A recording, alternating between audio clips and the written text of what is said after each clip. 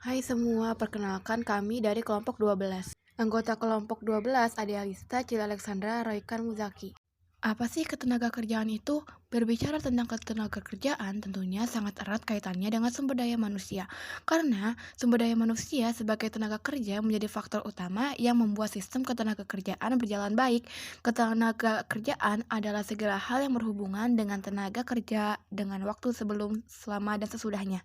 1. Pengertian tenaga kerja, angkatan kerja, dan kesempatan kerja.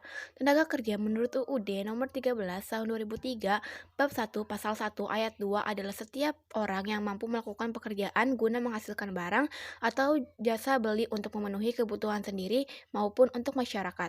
2. Angkatan kerja adalah penduduk berumur 15 tahun ke atas selama seminggu sebelum pencacahan bekerja atau mempunyai pekerjaan, sementara tidak bekerja dan mereka tidak bekerja tetap mencari pekerjaan. 3. Kesempatan kerja adalah berhubungan antara angkatan kerja dengan kemampuan menyerapan tenaga kerja. 2. Jenis-jenis tenaga kerja. 1. Tenaga kerja terdidik atau tenaga ahli atau tenaga mahir. Tenaga kerja terdidik adalah tenaga kerja yang mendapatkan suatu keahlian atau kemahiran pada suatu bidang karena sekolah atau pendidikan formal dan non-formal. Contoh, sarjana ekonomi, insinyur, dokter, dan lain-lain. 2. Tenaga kerja terlatih. Tenaga kerja terlatih adalah tenaga kerja yang memiliki keahlian dalam bidang tertentu yang diperoleh melalui pengalaman kerja. Contoh, sopir, pelayan, toko, montir, dan lain-lain. 3. Tenaga kerja tidak terdidik atau tidak terlatih. Tenaga kerja tidak terdidik adalah tenaga kerja yang hanya mengandalkan tenaga saja. Contohnya, kuli, buruh tani, tukang beca. 3. Upaya meningkatkan tenaga kerja.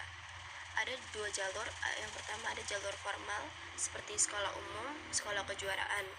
Yang kedua ada jalur non formal yang terdiri atas beberapa kegiatan, yaitu yang pertama adalah latihan kerja, yaitu kegiatan untuk melatih tenaga kerja agar memiliki keahlian atau keterampilan di bidang tertentu sesuai tuntunan pekerjaan. Yang kedua ada magang, yaitu latihan kerja yang dilakukan langsung di tempat kerja. Yang ketiga, meningkatkan kualitas mental dan spiritual tenaga kerja. 4. Sistem upah. Sistem upah merupakan kompensasi atau balas jasa atas pengorbanan yang telah diberikan. Ada beberapa sistem upah yang digunakan, antara lain 1. Sistem upah menurut waktu, yaitu pemberian upah berdasarkan waktu bekerja dari pekerja. Yang kedua, sistem upah menurut prestasi, yaitu pemberian upah berdasarkan prestasi pekerja. Yang ketiga, sistem upah borongan, yaitu pemberian upah berdasarkan kesepakatan pemberian kerja dan pekerja.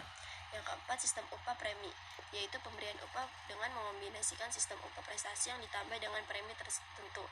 Yang kelima, sistem upah partisipasi, yaitu pemberian upah khusus berupa sebagian keuntungan perusahaan pada akhir tahun buku. 5. Pengangguran.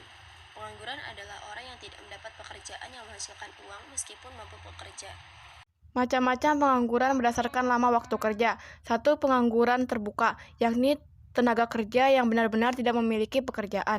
2. Setengah menganggur, yakni tenaga kerja yang bekerja tetapi bila diukur dari sudut jam kerja, pendapatan, produktivitas, dan jenis pekerjaan tidak optimal.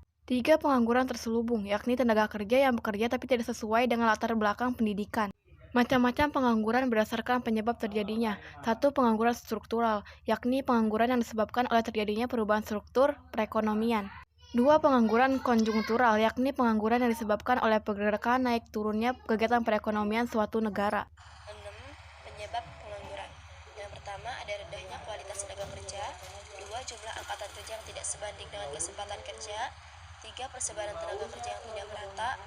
4. Krisis ekonomi. 7. Dampak pengangguran. Yang pertama dapat berpengaruh terhadap pelaksanaan pembangunan nasional baik dalam jangka pendek maupun jangka panjang. 2. Menurunkan aktivitas perekonomian. 3. Meningkatkan biaya sosial. 8. Cara mengatasi pengangguran. 1. Meningkatkan standar pendidikan. 2. Pengendalian pertumbuhan penduduk di negara tersebut. 3. Mendorong wirausaha. Sekian presentasi dari kami. Terima kasih.